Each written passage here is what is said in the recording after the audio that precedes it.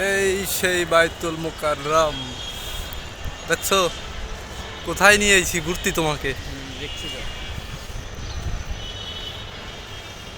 এখানে আসলে কেউরে পাও আর না পাও, আল্লাহরে পাওয়া যাবে। আল্লাহ দেখা পাইতে।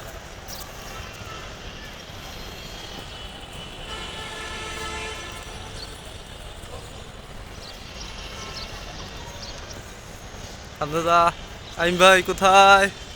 এই যে তামিম সাহেব, সে আসছে মসজিদ দেখতে। সে কোনোদিন ঢাকা আসে নাই, তাকে ঢাকা নিয়ে আইছি বাইতুল মুকাররম দেখাইতে। জুতের মায়া ত্যাগ করতে পারবে না, জুতে হাতে লই আইছে ভাই। হ্যাঁ,